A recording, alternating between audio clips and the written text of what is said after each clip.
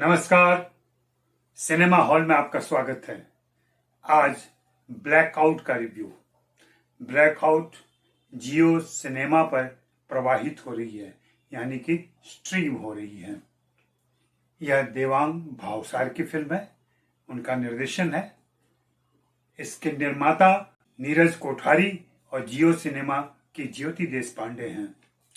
ज्योति देशपांडे जिस तरह की फिल्मों का चुनाव कर रही हैं, उससे साफ दिख रहा है कि जियो सिनेमा का निर्माता के तौर पर या फिल्म प्रोडक्शन कंपनी के तौर पर कोई भविष्य नहीं होने जा रहा है।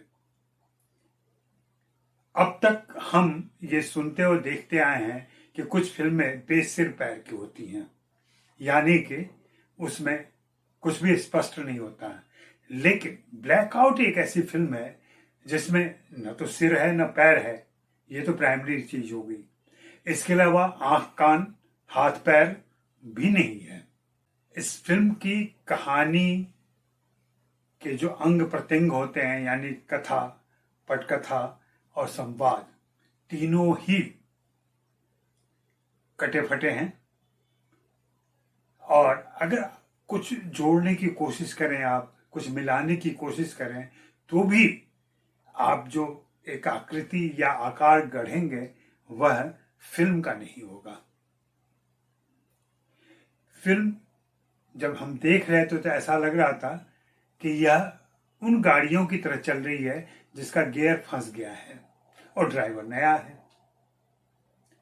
अब गाड़ी चलते चलते ठुश रुक जा रही है, फिर गाड़ी चल रही है, फिर ठुश रुक जा रही है। और इस ढंग से यह लग रहा था पता नहीं यह गंतव्य तक पहुंचेगी भी कि नहीं पहुंचेगी, या बीच में ही हमें दर्शक को एक पैसेंजर की तरह उतर जाना पड़ेगा, थिएटर से निकल जाना पड़ेगा। जी हाँ, एक खास प्रीव्यू शो में हमने इस फिल्म को देखा, और अगर जियो सिनेमा पर हम देख रहे होते तो शायद इसको हम बंद करके निकल जाते। थिएटर में प्रीव्यू देखने की अपनी एक मर्यादा होती है, और हम जो पुराने रिव्यूअर हैं वो फिल्म को पूरी तरह से देखते हैं, पूरी फिल्म देखते हैं। फिल्म चाहे जितनी ऊब पैदा कर रही हो, यह फिल्म ऊब पैदा कर रही थी। इस फिल्म में मैं तो खास करके विक्रांत मैसी की वजह से गया था। उनकी 12वीं फिल्म मैंने देखी थी और मैं बहुत खुश था कि चलो इस अभिनेता का एक और काम देखने को मिलेगा, एक और फिल्म मिलेगी।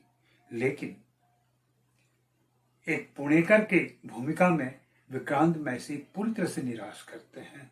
और यह फिल्म देखते हुए साबित हुआ कि आपके पास कलाकार चाहे जितना उम्दा हो, अगर आपके पास कहानी नहीं है, पटकथा और संवाद नहीं है, तो कलाकार भी कुछ नहीं कर पाते हैं।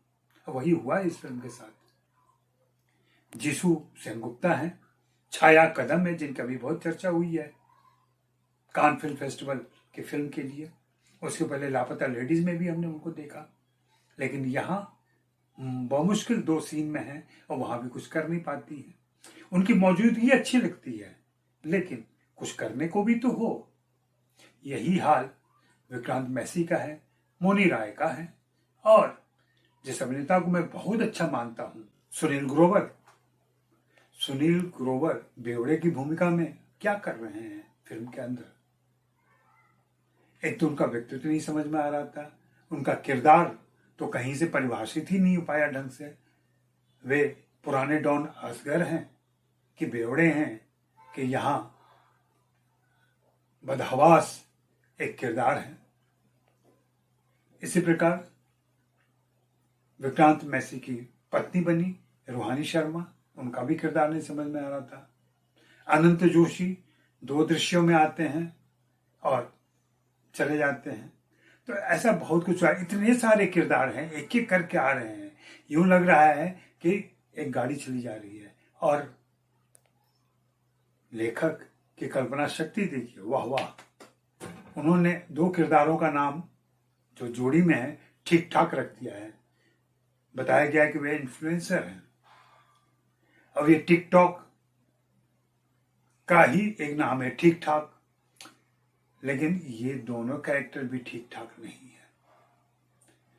कहने का आशय यह है कि यह फिल्म पूरी तरह से निराश करती है, कोशिश करती है ब्लैक कॉमेडी होने की, कोशिश करती है, लेकिन ये फुहड़ हो जाती है, हंसी भी नहीं आती है, घिसे पीटे पुराने जोक हैं, पुराने लतीफे हैं, वहां भी मजा नहीं आता, हंसी नहीं आती है। मैं तो ऊब देख रहा था, मेरे साथ जो बैठे समीक्षक थे, सीनियर जूनियर सब कोई, सब यही सोच रहे थे कि फिल्म कब खत्म होगी और वे बाहर निकलेंगे। और फिल्म जब खत्म हुई तब जाकर हमने राहत की सांस ली। तो अगर आप इस प्रवाहित हो रही फिल्म को देखना चाह रहे हैं तो जरूर एक बार देखें, लेकिन ऑन योर ओन रिस्क। बाकी मैं कुछ नहीं कहूंगा। शुक्रिया, मेहरबानी, धन्यवाद।